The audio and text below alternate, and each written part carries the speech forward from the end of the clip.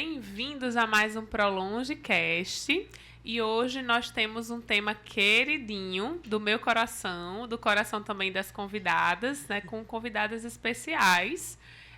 Eu queria que vocês se apresentassem, começando por um rostinho conhecido já do ProLongeCast e da ProLonge, doutora Beatriz. Olá, Aninha. Mais uma vez eu queria agradecer o convite. Para mim é uma honra mesmo estar aqui, ainda mais hoje falando de um assunto que eu sou apaixonada, que é a MEV, a mudança de estilo de vida, né? Medicina do estilo de vida. Então, me apresentando novamente, eu sou Beatriz, sou médica cardiologista, né? Médica da equipe da Clínica ProLonge. Trabalho na parte do consultório de cardiologia. Também desenvolvo um trabalho com exames de imagem, né, com tomografia e ressonância cardíaca, mas dentro do consultório eu tenho uma paixão especial por esse tema, né, a medicina, a cardiologia preventiva mesmo, e como as mudanças do nosso estilo de vida ela tem impacto na nossa saúde. Então, por isso que para mim, assim, está sendo uma felicidade muito grande estar aqui hoje falando sobre esse tema. Muito bem. E nossa convidada mais do que especial, que veio hoje compartilhar suas experiências. Fátima, por favor, se apresente para nós.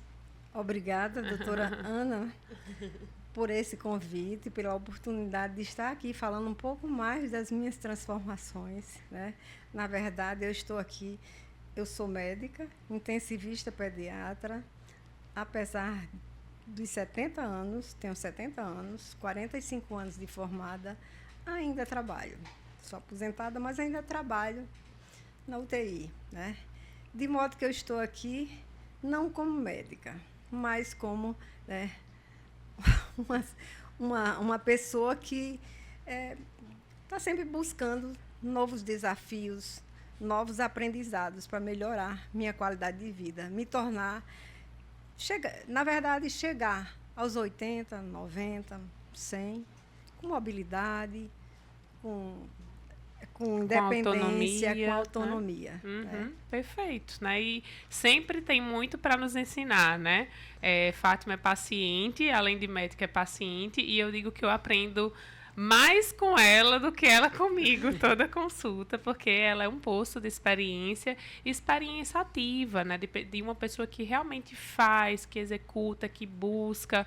Então, vai ser um bate-papo enriquecedor aqui para vocês. E aí, a gente vai falar sobre medicina do estilo de vida, né? E para começar a falar sobre isso, eu vou trazer a importância. Por que a gente fala, né, desse tema hoje? Porque a gente está vivendo uma realidade, no Brasil e no mundo, de um aumento exponencial no que a gente chama de doenças crônicas não transmissíveis, que hoje são a maior causa de morte no Brasil e no mundo. Quais são essas doenças crônicas não transmissíveis, né? Com certeza, você que nos acompanha, né, conhece muitas delas. Então, o diabetes, a hipertensão arterial, né, a dislipidemia, a obesidade, as doenças cardiovasculares e, inclusive, muitos tipos de câncer, né, a gente considera nesse grupo de doenças. E o que a gente percebe, né, ao longo dos anos da evolução populacional em relação a essa prevalência? Além da gente perceber uma mudança um aumento do número de casos de doença crônica não transmissível, a gente vê um aumento na mortalidade, né? Então, pessoas morrendo mais e morrendo mais cedo de doenças crônicas não transmissíveis. E aí, vou compartilhar uma informação interessante que desde a Segunda Guerra Mundial, ano após ano, a gente vivencia um aumento na expectativa de vida da população, fruto de intervenções de saúde, da evolução da ciência. E nos últimos censos, essa expectativa de vida, a primeira geração que sofre uma queda na expectativa de vida, né? Então, isso é, assim, algo muito novo, essa mudança. Teve influência da Covid-19, da pandemia que a gente vivenciou, com certeza, mas existe também influência do nosso estilo de vida atual, que é um estilo de vida adoecedor. Né? E aí a gente vai conversar aqui hoje sobre o que a gente precisa fazer e o que a gente precisa evitar de comportamentos para, né, chegar aí como Fátima, aos 70 anos, ativa, com autonomia, com mobilidade, né? E a medicina do estilo de vida é isso, é estudar o comportamento humano de saúde que leva a esse envelhecimento saudável, a prevenção dessas doenças crônicas não transmissíveis e ao ganho em saúde para o paciente, né? E aí eu vou trazer para a Bia, né, um pouco dessa experiência dela com a medicina do estilo de vida, o porquê desse envolvimento, desse interesse pela medicina do estilo de vida dentro da própria cardiologia. Sim. Que você você trouxe a MEV para a cardiologia, né? Sim, então exatamente. fale um pouco sobre sua experiência, Bia. Então, assim, eu sempre gostei muito dessa área de prevenção. Então, se eu pensar assim, desde a época da faculdade, a gente desenvolvia uns trabalhos diferentes, assim, com criança até, sabe, Fátima? Na parte com arte, sabe? Tirando fotografias nos hospitais, como é que isso poderia amenizar ali o sofrimento e tal. Quando eu me deparei na residência de cardiologia com aquele cenário de muita gente chegando no pronto-socorro com infarto, AVC, e a gente ali medicando, daqui a pouco a gente via aqueles pacientes voltando. Nossa, infartou de novo, infarto interstente. Parou de usar o remédio, continua fumando. Eu disse, gente, a gente não está conseguindo realmente tratar esse paciente da forma correta. O que está faltando aqui, né? Assim, será que alguém sentou para conversar com essa pessoa? O que está acontecendo na vida dela? Então, se a gente pegar, por exemplo, uns dados assim, no Brasil, nós temos 44 milhões de brasileiros hipertensos, certo? Que é uma doença muito associada, por exemplo, com AVC, né? Desses aí, apenas 4 milhões estão bem tratados, estão com a pressão controlada assim no alvo, né? Ou seja, mais da metade, ali mais ou menos metade deles nem sabe que são hipertensos, né? E assim, e desses que são hipertensos que estão tomando remédio, poucos estão controlados. Por quê? Porque muitas vezes não é só tomar o remédio, né? Uhum. Tem outros fatores, muitos outros, que estão relacionados e que nós, como médicos, não estamos tratando, né? Uhum. Então, ir atrás de quais são as outras coisas no nosso estilo de vida que podem impactar nessa saúde e me ajudar como médica a cuidar dos pacientes e a reduzir esses desfechos, para mim, foi essencial. Quando eu entendi que existia uma medicina voltada para isso, aí eu me apaixonei, né? E isso vem revolucionando a minha forma de tratar os pacientes, porque estava sendo muito frustrante eu simplesmente prescrever um remédio e o paciente voltar para mim ele depois de um tempo já tendo uma repercussão daquilo ali, uma alteração no ecocardiograma, um infarto, enfim, algum desses desfechos que eu não gostaria. E aí, estudar sobre isso e as técnicas que eu poderia ajudar o paciente, sendo que sempre ele é o protagonista, né, da história. A gente está ali guiando, mas como direcionar o paciente nisso? Eu tenho certeza que Fátima teve alguns médicos que ajudaram você nesse processo para você chegar. Né? A gente vai conversar bastante ainda, mas era isso que eu queria poder fazer pelos meus pacientes. Isso que a gente está vendo aqui com Fátima, esse resultado brilhante, né? Porque com certeza teve gente ali apoiando ela e ajudando ela, mas o paciente é o protagonista, né? Perfeito, né? E aí, trazendo o paciente como protagonista, vamos falar desta grande protagonista, Fátima, né? Fala um pouco, Fátima, de como que foi aí nos últimos anos da sua vida, em relação ao teu estilo de vida, que mudanças que você tem feito no seu dia a dia relacionadas ao estilo de vida e como que isso impactou positivamente a tua saúde. Essas mudanças foram, assim, muito importantes nessa transformação desse desempenho, nesse meu desempenho hoje, né? Então, há uns 8 anos, eu descobri fibromialgia. Na época, eu ainda coordenava a UTI, no caso da Promate, eu coordenei a UTI do PAP, depois fui para a Promate. E nesse período, eu sofria muito, com muitas dores. Foi aí que eu fiz a surpresa com esse diagnóstico. E essa dor sempre progredia, muita dor. Mesmo assim, em nenhum momento, eu nunca abandonei o exercício físico. Sempre continuava fazendo musculação e procurando correr. Chegou um ponto que eu não conseguia mais. Eu procurei, ano passado, doutor Saliciano e fiz a neuromodulação, né? E foi, assim, fantástico, né? Houve uma mudança, uma virada de chave a partir daí. Houve uma transformação onde eu consegui, como até hoje eu não tomo nenhum remédio mais, eu só faço uso de suplementos, né? E comecei a correr, né? Sempre com o apoio de um personal, né? Meu personal João Vitor, que é muito importante em todo para me proporcionar as condições para que eu possa correr. Comecei a correr, voltar a correr o ano passado, né, numa assessoria cerveira, foi assim muito importante porque eu consegui fazer de forma, digamos assim, com todo um suporte técnico e que até hoje eu nunca me machuquei, nunca me lesei, né? Em cima disso, associado a nutricionista, o acompanhamento de uma nutricionista regular, onde eu sigo rigorosamente toda essa alimentação saudável, com legumes, com verdura, restrição de carnes vermelhas, mas com uso de carnes brancas, né? Além disso, além da nutrição, a minha nutricionista, doutora, é Cristiane Potter, perfeita, maravilhosa, me ajuda nessas transformações, né? Associada a isso, veio a natação, né? Veio a bicicleta, a bike, né? Como também a meditação. A meditação foi transformador, né?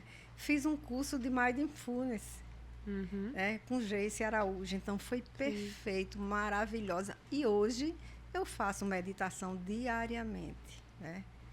Então ele me fez a meditação Mindfulness me faz voltar para mim. Eu passo a viver o hoje. Eu vivia no futuro, muito ansiosa, com tantos plantões, né? Eu vivia sempre no futuro. E hoje eu vivo no presente, no aqui e agora, né? Perfeito. Trabalhando com esse presente para construir o futuro que você deseja, para construir, né? esse futuro que eu desejo, através de boas escolhas, de melhores escolhas. Perfeito. Escolhas no sentido de melhor qualidade de vida, porque, na verdade, nós, seres humanos, a gente precisa viver em equilíbrio, né? Existe... eu acompanho o doutor Samerage e aprendi com ele que existem 5 áreas, né? Área familiar, área profissional, né? Espiritual, né? Financeira e amorosa. Essas 5 áreas precisam existir uma harmonia, um equilíbrio.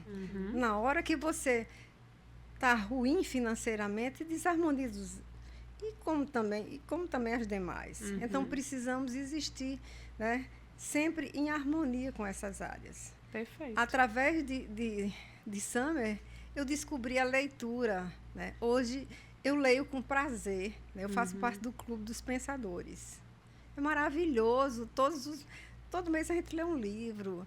Então, eu passei eu descobri o prazer da leitura, da literatura brasileira, né? Que antes, acho que vocês lembram, a gente leu esses livros, né? Na época mas de de uma escola, da às vezes com escola, que a cobrança, gente tinha outra abordagem. Hoje não, é fantástico, é maravilhoso. Você lê um livro de Machado de Assis hoje, eu estou lendo agora Júlio Verne, sabe? Maravilhoso. A Volta ao Mundo em 80 dias. É maravilhoso, você delicia, entendeu? Delicia com aquilo ali. Fátima, deixa eu aproveitar e fazer uma pergunta a você. Você falou que você teve esse diagnóstico de fibromialgia, né? Que você passou por um período aí, então, que tinha bastante limitação na sua vida, no seu dia a dia, por conta disso. Me fala um pouco dessa fase. Você estava dormindo mal? Como é que você estava? Na época, eu tinha tantas dores, eu tomava tantos remédios, eu chegava a tomar Toragesic, analgésicos, altamente potentes, e nem assim eu conseguia controlar. Certo? Você já fazia atividade física nessa época? Já fazia. Quantas vezes eu saía de casa, mesmo com dor, eu não ia para a academia de carro, eu ia a pé. Eu digo, porque eu tinha certeza que ia melhorar, entendeu? Então, eu saía de casa muito lento. Daqui mais uns 50 metros, que eu já saía... Daqui a pouco eu estava trotando. Eu chegava na academia correndo. Então, a vontade de querer, de acreditar que vai melhorar, vai. Na fibromialgia, o exercício é essencial. Fundamental, sim. É essencial. Então, eu chegava, muitas vezes, eu fui orientada para que aumentasse o número, a quantidade de remédios para dormir. Sim. Porque achava que a dor é porque eu dormia mal. mesmo assim, não conseguia dormir, o sono não era restaurador. O sono era superficial. Né? Mas hoje, eu durmo a noite toda, sem remédio. Sem remédio. Atualmente, você usa alguma medicação para fibromialgia, para dor? Nenhuma. E essa mudança de chave foi de quanto tempo para cá, você acha? Essa mudança mesmo, assim, foi de setembro para cá. Fez um ano. Um ano de mudança. E o que é que mudou na sua vida, no seu estilo de vida? Mudou tudo. Foi? Tudo. Me fala um pouquinho, conta pra gente aí isso. Teve a meditação mais frequente, Mais né? Eu acho, Fátima, eu percebi que acompanhei que um pouco. quando a gente medita, então você... É como se, sabe... É como zerasse tudo, sabe? Os seus pensamentos. Você evita que aqueles pensamentos que antes... eu até aprendi assim, que quantas tragédias eu vivi, né?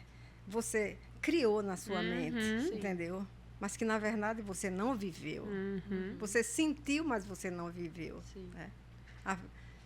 E a meditação, ela consegue. Então, essa ansiedade, ela zera. É perfeita. A meditação é uma maneira de você... eu acredito que o prazer que você tem, assim, não tem um conhecimento, assim... neurocientista para dizer, mas o prazer que você tem com a meditação, com tão pouco, na hora que você senta, não é necessário na mindfulness você ficar numa posição de lótus, mas o prazer, o mergulho que você tem dentro de você é algo fantástico. Fátima, é maravilhoso. Como que você aprendeu a meditar? Onde que você começou? Como que você começou a direcionar, né? Deixa eu aprender sobre meditação, deixa eu começar a executar. Como que foi essa trajetória? Eu comecei assim, na época da pandemia, né? Então, eu comecei a ver na internet e eu buscava que meditação podia transformar, podia melhorar as dores na fibromialgia. Então, eu fui pesquisando, e eu fazia. Eu disse, muitas vezes eu não conseguia, né? Mas é sempre assim. Você... tenta, às vezes 5 minutos. É um treino, você, né? Você sai várias vezes. Os pensamentos é como se você estivesse ao lado de uma estrada, certo? Os pensamentos são os carros. Isso. E eles ficam passando toda hora. Então, você é que por iniciativa própria, você começa... O prazer maior é você se dar conta que aqueles pensamentos... eles estão passando e que você volta para o seu corpo, você volta a sentir você, a sentir o seu corpo, as suas pernas, os seus braços, a focar em algum ponto, na respiração, por exemplo. Então, você foca o seu pensamento, a sua mente. Vai ter momentos que você volta a pensar nos boletos que tem que pagar, volta a pensar, entendeu? Mas depois aí você se conscientiza, puxa, o prazer maior, obrigada, meu Deus. Voltar, você ter consciência desse momento, você retorna e você... Com o tempo, você vai vendo que esses pensamentos, você não são vai só mais... pensamentos, só são né? pensamentos. Estão no lugar dos pensamentos, e não das Então, a gente começa... verdades. É muito maravilhoso. A meditação é assim... Foi determinante, foi muito importante, sabe? Tem um outro pilar da medicina do estilo de vida. A gente já falou aqui de alguns pilares, né? Acho que Fátima já deu algumas pistas aí desses pilares, que é um deles a alimentação saudável, né? A gente pode até entrar nesse pormenor de alimentação já, atividade física. Esses dois pilares, acho que a maioria de vocês já conhece bem, a gente fala muito nisso, né? Envelhecer com saúde, tem que comer bem, tem que escolher melhor a alimentação saudável, natureza, alimentos in natura, evitar ultraprocessados, evitar gordura saturada. Isso já está mais batido, embora o fato da pessoa saber, né? Eu acho que a ciência da medicina do estilo de vida, ela tem a ver com isso. Muitas vezes, as pessoas sabem, mas conhecimento sem ação não gera transformação. E a medicina do estilo de vida, ela se propõe a transformar esse conhecimento em ação, utilizando técnicas, né, de mudança comportamental com o paciente para que ele saia daquela situação de inércia e realmente traga esse conhecimento em ação para ele. E aí tem o exercício físico, que Fátima já compartilhou, acho que isso já está presente há bastante tempo na vida dela, Fátima sempre foi ativa e vem incorporando novas experiências, né, recentemente com outras modalidades, né. E aí ela trouxe agora um dos pilares, que é essa parte de controle do estresse, né. Então, um dos pilares da medicina do estilo de vida eu sempre digo, gente, não existe ausência de estresse. A ausência de fatores estressores na vida. Todo mundo tem os seus fatores estressores, mas a gente precisa lidar com eles. Então, a capacidade de lidar com o estresse, de controlar esse estresse, é um pilar importante da medicina do estilo de vida. E aí, Fátima já nos trouxe aqui uma das maneiras de fazer isso, com a meditação. Sim. E Fátima também tem uma experiência positiva em relação à espiritualidade e a hobbies. Que são outras coisas que fazem parte desse pilar de controle do estresse, né? Às vezes eu tenho o hábito de perguntar para o meu paciente quais são os seus hobbies, né? E não é incomum encontrar pessoas que param nessa pergunta, diante dessa pergunta, e assim, eu não sei quais são os meus hobbies. Os meus hobbies, eles não existem, né? Eu não tenho mais hobbies. Eu simplesmente só vivo para trabalhar, para cuidar da família. E eu não sei mais o que eu gosto, eu não alimento o que eu gosto, né?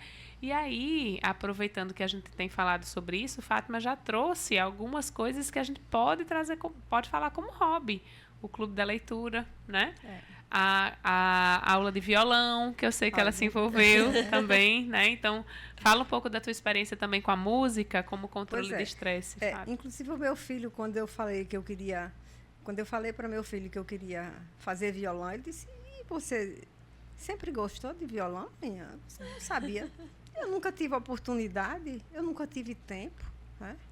Até porque eu vivia num estresse tão grande, né? Dentro de uma UTI, com 5 escalas. Não tinha tempo para pensar nisso. E hoje, aí eu disse, mas eu quero descobrir. Então, eu hoje, com 70 anos, né? Não é porque eu estou com 70 anos que eu tenho que parar. Não, eu quero continuar descobrindo coisas novas, aprendendo, né? Claro que eu entendo que uma pessoa com 20 anos entende mais. Eu vou ter mais tempo para aprender, mas eu não tenho pressa. Eu não tenho pressa. Aí comecei com violão. Fantástico. O violão voz é assim maravilhoso. É maravilhoso. É uma descoberta. Né? É uma descoberta dos prazeres da vida. Isso, né? E que eu acho, né, trazendo um pouco para esse contexto de uma médica, intensivista, pediatra, né, que, né, batalhou muito para construir a família, para cuidar dos filhos, né, para proporcionar isso para eles, né? O quanto esse tempo muito dedicado à profissão, à história das 5 áreas da vida que Summer trouxe, né? E às vezes anulando as próprias necessidades, né, Fátima? De sono, de hobbies. O quanto isso adoece. E aí você viveu um pouco disso na sua realidade. E hoje você teve a oportunidade de reescrever essa história, mostrando que sempre há tempo para a saúde. Sempre não é porque eu construí um caminho de início com escolhas que não foram tão boas, eu precise ser escrava dessas escolhas para o resto da minha vida. Sempre há tempo. E aí a gente está falando, Fátima, de 1 ano aí, né, 1 ano de mudanças que foram aumentando na sua vida, que trouxeram uma melhora significativa na sua saúde.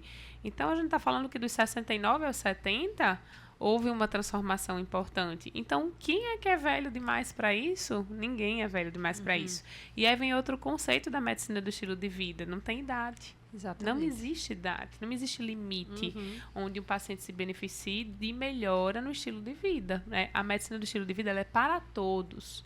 Ela é para as crianças, ela é para os adultos, para os adolescentes, para os idosos, né?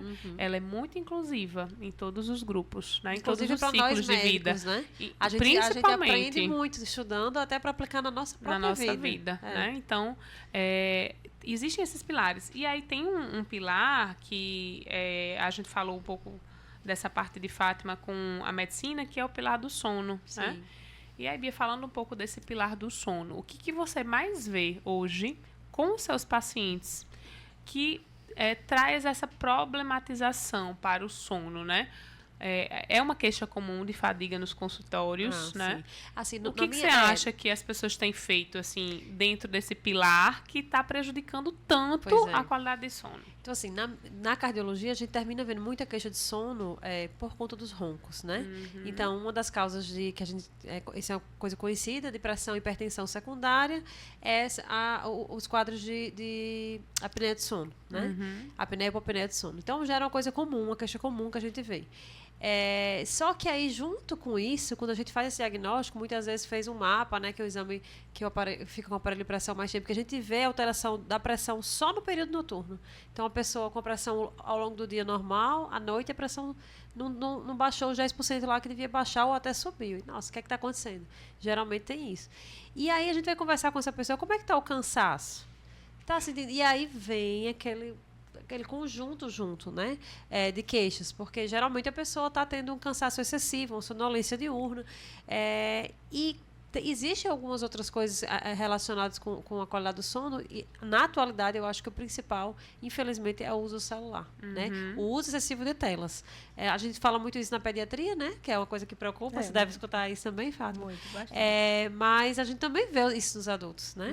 Inclusive comigo mesmo, né? Muitas vezes a gente, porque tem um dia muito tribulado ali, à noite é aquele horário que você tem para estudar, para ler alguma coisa, ou até para esquecer ali, e a gente vai se esquecendo ali no celular. E isso tem impactado muito negativamente a qualidade do sono.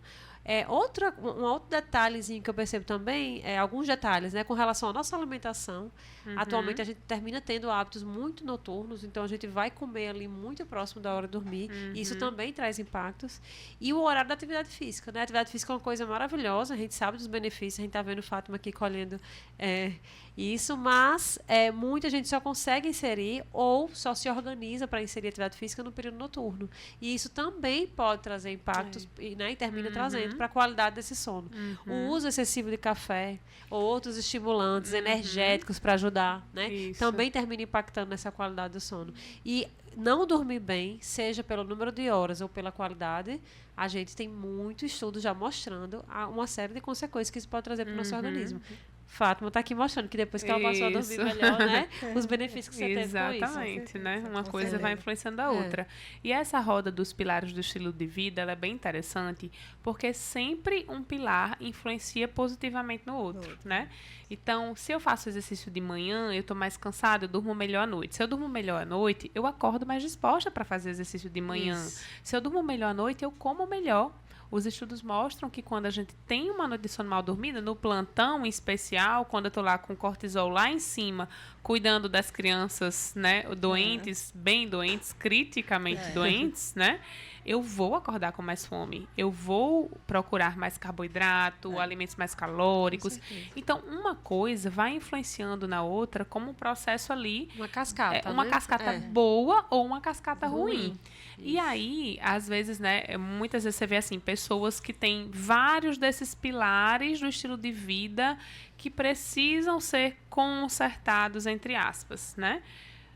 Por onde a gente começa? A gente não começa consertando tudo, mas a gente sabe que, às vezes, se a gente se concentrar em 2 pilares, a partir do momento que a pessoa começa a mudar 2 pilares, ela vai necessariamente melhorando os outros pilares, né?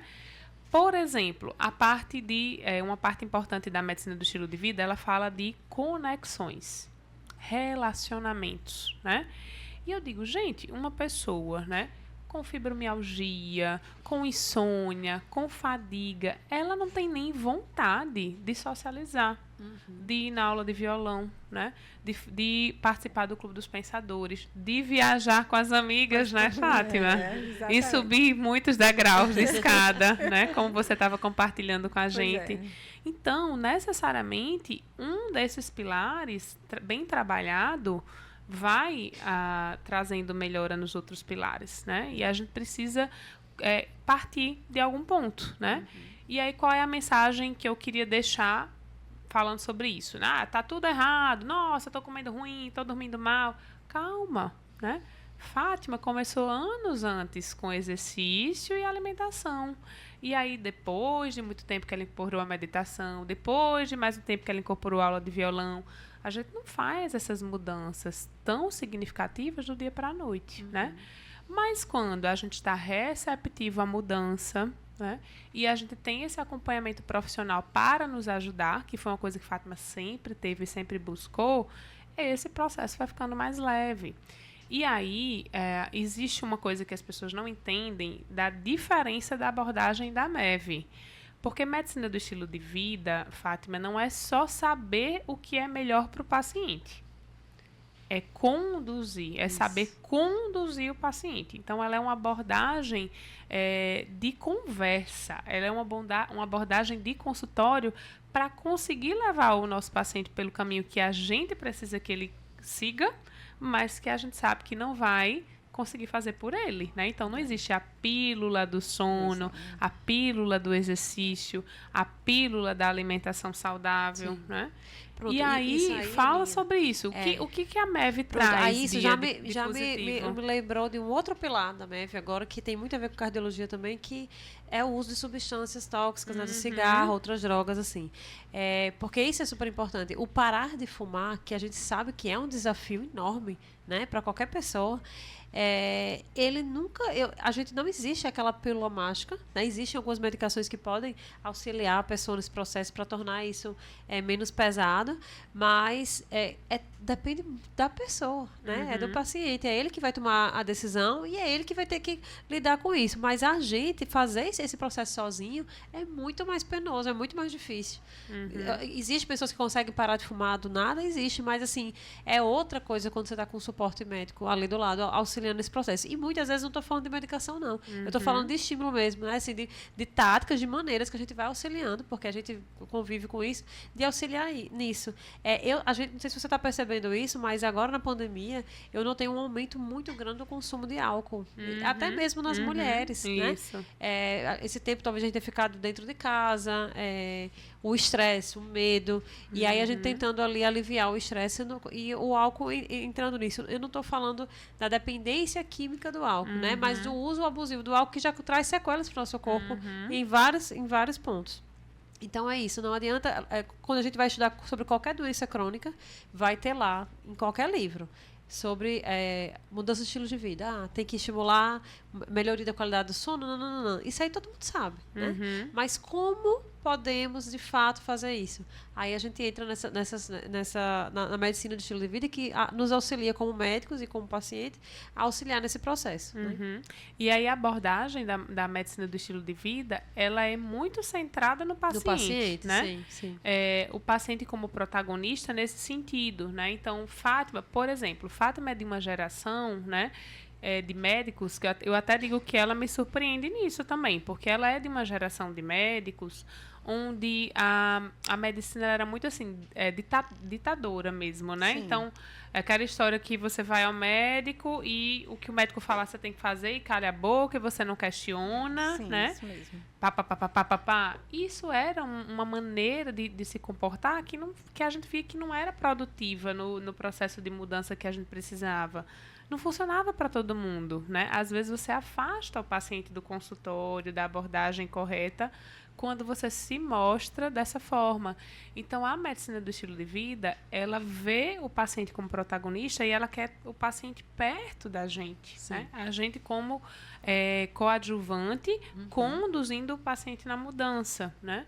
E aí existem estratégias comportamentais, da psicologia, da TCC, que a gente traz da entrevista motivacional, que a gente traz para o consultório para ajudar esse paciente nesse processo de mudança, né? Sim. Preservando essa autonomia, né? Então, estabelecimento de metas. Fala um pouquinho como que você aborda exatamente, porque isso. Normalmente, quando a gente vai fazer essa entrevista motivacional, que a gente levanta todos esses pilares que a gente está conversando aqui, né? Sono, a gente ainda vai falar sobre alguns outros, mas normalmente, nesse momento, a gente faz um diagnóstico, tá? Então, dificilmente uma pessoa vai estar com todos os pilares perfeitos, né? Assim, sempre vai ter alguma outra coisa ali que a gente vai ter que ajustar. E aí, nesse momento, a gente tem que conversar juntos, tomar essa decisão em conjunto, médico e paciente, qual é o pilar mais importante daquele momento para a gente começar. Porque é esse trabalho de cascata que você estava falando. Então, talvez esse pilar, se eu começar por ele, provavelmente ele vai me ajudar em todos os outros. Mas, nesse momento, vamos escolher o sono, por exemplo. Então, vamos sair daqui com uma meta com relação ao sono. Tá dormindo de meia-noite todos os dias? Você acha que é possível começar a dormir de 11 horas da noite, tentar esse processo de dormir antes, né? Usar menos o celular ali, pelo menos 3 horas antes de dormir, e a gente cria esse objetivo. Então, não precisa ser grandes metas, né? Geralmente são metas pequenas, fáceis de aplicar, e que a pessoa, nossa, fez isso, percebeu uma mudança drástica na semana já. Poxa, aí na outra consulta, então, vamos para a próxima meta. E aí, de repente, se a gente faz esse acompanhamento junto, né, próximo ali, que é o objetivo, é impressionante a melhoria que tem na qualidade de vida e na saúde como um todo, como a gente está vendo aqui. Isso mesmo, né? E falando um pouco desses pilares, né? Então, são 6 pilares importantes, né? Só para revisar. Alimentação saudável, né? Atividade física regular. Dentro de atividade física, uma coisa que a gente sempre fala, faça algo que você goste, que você tenha prazer nisso, que não seja mais um fardo. Mas, contudo, todavia, né? Se você não é como Fátima, que tem várias modalidades do coração, tipo eu, que não sou uma pessoa assim muito atleta ainda, né? Ainda, gostei. Faça porque tem que fazer, né? Então é a decisão do eu não faço pelo prazer imediato do exercício, mas eu faço pelo prazer de me cuidar, pelo prazer de ter saúde, pelo prazer de envelhecer bem. Exatamente. Né? É óbvio que se houver algo que você goste mais, priorize, mas não deixe de fazer porque você simplesmente não encontrou algo que você ame, como Fátima encontrou ali diversas modalidades. Acho que algumas pessoas têm esse vínculo maior com o exercício, o exercício tem esse prazer, né? Essa história da endorfina maior. Mas independente, faça, né? A gente vai encontrar esse caminho. E aí, manejo do estresse, que aí vem tudo isso que a gente vem falando como formas de controlar esse estresse, né? O sono e a recuperação, né? E relacionamento e conexões sociais. E aí, Fátima, eu queria trazer para vocês, de todos esses pilares, alimentação, exercício, sono, controle do estresse e conexões, né? Sociais. Qual desses pilares você acha que foi o maior responsável pelo seu resultado do último ano? O que você acha que foi o pilar que você mais se dedicou nesse último ano e que trouxe, né? A gente sabe que você perdeu peso, evoluiu não só na fibromialgia, mas tivemos outros ganhos de saúde.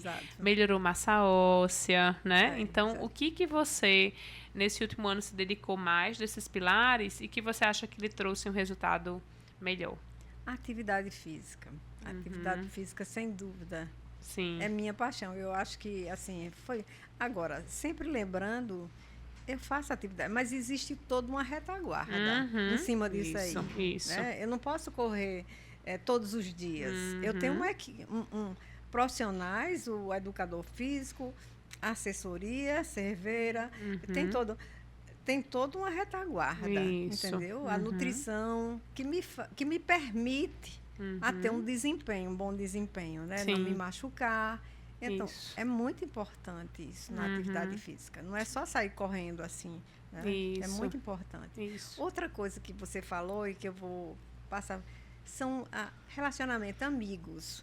Quando você participa, por exemplo, do grupo de corrida, você faz amigos.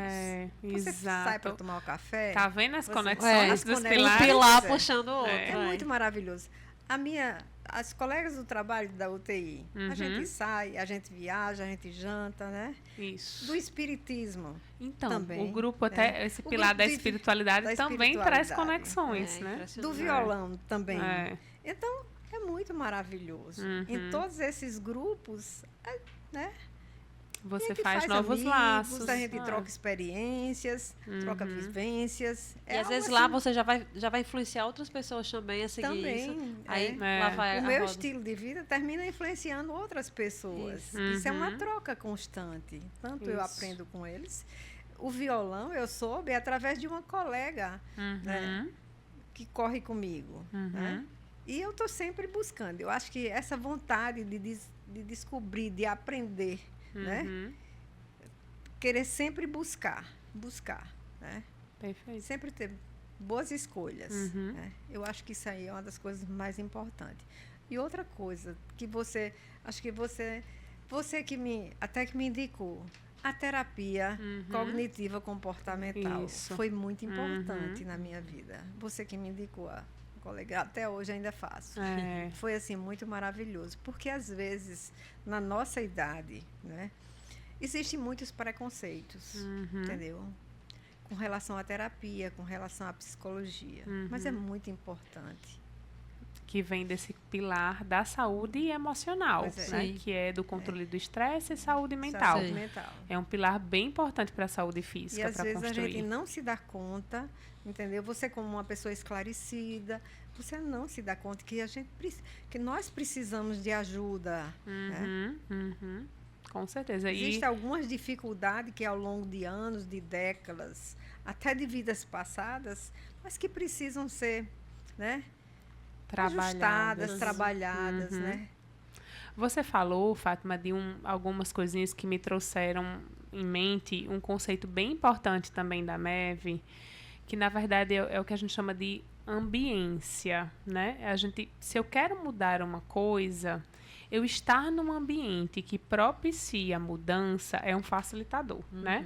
E aí esse pilar dos relacionamentos, ele tem muito a ver com isso também, né? Então, se você, por exemplo, né, quer diminuir o seu consumo de álcool e todos os seus amigos, a única coisa de programação que eles lhe propõem, que eles lhe convidam é ir a barzinho beber, não é um ambiente propício para isso, né? Então, quando a gente vai enxergando os relacionamentos como um pilar importante para essa mudança de ambiente, trazendo uma chance maior de mudança para a sua vida, a gente começa a entender como um se conecta com o outro. Então, você vê, você tem um grupo de corrida, né? Você tem ali um relacionamento com o grupo de corrida. Para você tem muito mais entusiasmo de ir para o grupo de corrida porque você fez amigos no grupo de corrida. Ou porque você tem 2 grandes amigos de infância que lhe chamaram para o grupo de corrida. E aí, a partir do momento que a gente entende que os nossos relacionamentos, eles têm influência em vários pilares da nossa vida, a gente começa a entender, né, o que tipo de relacionamento que a gente deseja alimentar, cultivar, fomentar, e que tipo de relacionamento que está sendo um relacionamento tóxico, inclusive, Exatamente. né? Eu digo que existe esse pilar do controle de tóxicos que Bia falou, né? Álcool, drogas, cigarro eletrônico hoje, socorro, que está sendo né, uma coisa muito ruim. Mas a gente também sabe que relacionamentos tóxicos, e eu trago tóxicos de diversos sentidos, né? Eles também vão influenciar negativamente nesses pilares. E aí a gente precisa valorizar os bons relacionamentos. Sim. E até em casa, né? Muitas vezes eu já vi muitas mulheres fazerem grandes mudanças de estilo de vida porque estavam preocupadas com o esposo, né? Então, assim, nossa, meu esposo tá muito sedentário, ganhou peso. E aí ela estava ali naquela reclamação, né? Chamando ele para ir para academia e nada. Sabe uma coisa? Eu vou começar a mudança a partir de mim, né? E aí isso termina puxando. Depois quando a gente vê, tá lá a família toda junta nesse processo. Você até contou, né, Fátima, que você provavelmente foi a primeira pessoa da sua família que tem esse estilo de vida assim tão saudável. E isso terminou puxando também suas irmãs, né? De certa forma, eu fico o tempo todo. Eu mando algumas coisas importantes para ler. Eu fico, insisto, persisto. Às vezes até eu penso assim, eu acho que vou desistir. Mas aí eu continuo. Eu continuo, sabe? Às vezes até elas... Puxa, você faz atividade demais. Você não sei o que. Não é demais. Não é demais. Sim. Né? Não é demais. É porque é a régua do outro, né? A gente tem essa mania de usar a nossa régua para avaliar a vida do outro, né? E aí, na verdade, cada um que entende esse limite. Até porque para você é prazer, é fonte de prazer. Não é simplesmente estou indo para perder peso. Não é esse o objetivo, né? Me dá muito prazer. O meu personal que o diga, ele fica o tempo todo, tem que descansar. Domingo tem que descansar. Mas eu posso fazer um pedal recreativo? Não. Um pedal recreativo? Não. Tem que descansar. Aí muitas vezes eu vou escondido. Numa intensidade menor. E vai. Mas é muito maravilhoso quando você passa a sentir... Olha, uma das coisas mais maravilhosas é eu acordar 4h30 e você vê o sol nascer. A natureza ela tem um outro papel importante Pois é. na É, Mavis, sim, né? sim, Essa a conexão. A contemplação. É você, sabe, ter olhos para enxergar toda essa transformação, a transformação da natureza. Você observa as estações que antes a gente, quando era 5 horas da manhã, estava escuro, agora você já tem um sol. Puxa, tudo isso você se dá conta, você perceber, né? Você ter olhos para enxergar. É muito maravilhoso. Perfeito, perfeito. Bem, acho que a gente já abordou as coisas mais importantes que temos para falar hoje, né? Eu vou pedir para vocês agora uma mensagem final, né? Assim, começando por Bia, né? Para quem está nos acompanhando, que mensagem final você gostaria de deixar hoje? Tá, Aninha, assim, eu acho que o principal dessa conversa aqui é a gente tentar estimular outras pessoas, né, a tentar seguir um estilo de vida saudável como a gente está vendo aqui, porque é muito gratificante, eu acho, para a gente como médico e para você também, né, a gente vê o que pequenas mudanças no nosso dia a dia, no nosso estilo de vida, podem trazer benefícios para a nossa saúde, para que a gente consiga envelhecer bem. Eu acho que todo mundo quer envelhecer bem, né? Com saúde. Olha, eu realmente, assim, está sendo super inspirador para mim, porque, assim, se eu chegar nos 70 anos de idade, assim como você está aqui, para mim vai ser maravilhoso. E é isso que eu estou buscando. Busco para mim, para os meus familiares e para os meus pacientes. Então, busque ajuda, né? Eu acho que é isso. Busque ajuda, procure bons profissionais que possam lhe guiar, né? Você vai ser a pessoa responsável pela sua saúde, você é o responsável pela sua saúde. Não terceirizar esse cuidado também completamente, Exatamente. né? Não adianta a gente você culpar, assumir o papel culpar não só os profissionais que estão lhe acompanhando, mas o seu ambiente, que a gente também culpa muito nosso ambiente. Às vezes a gente, porque não tem comida boa em casa, porque meu... Enfim, tomar isso para si, a responsabilidade é nossa, mas talvez eu precise de alguém que me ajude a me guiar, ser um maestro nisso aqui. Isso vai tornar o processo mais fácil e nunca é tarde, sabe? Nunca é tarde para que essa mudança aconteça. Ela pode demorar um pouco mais, mas um ano ali vai fazer diferença, como a gente está vendo aqui. Exatamente, né? E, minha querida Fátima, qual é o seu recado final? Que mensagem final você gostaria de deixar hoje? Eu acho que a mensagem é acreditar, né? Acreditar que é possível, independente da idade, né? Se você tem fibromialgia, se você não tem, se você quer transformar o teu corpo, a tua mente, a tua cabeça, a sua vida e daquelas pessoas que ao teu redor, né? Com esse pensamento, ele ressoa, você difunde esses pensamentos para outras pessoas que estão em sua volta. Acredite que é possível. É possível, sim. É possível fazer atividade física, é possível mudanças na alimentação, ter boas escolhas. Não adianta você transferir a responsabilidade para o outro. A nutricionista que passa uma dieta, você não segue. Vai para o médico, ele faz... Você não segue, então não adianta. Você é responsável pelas suas escolhas. Você que tem que fazer as transformações de sua vida. Acredite, é possível. Muito bom, muito bom. Então, nós temos aqui a mensagem, né, de confiança, de estabelecer essa autoconfiança no processo para iniciar o autocuidado necessário com responsabilidade, né, e a profissionais que lhe ajudem a vivenciar essa transformação.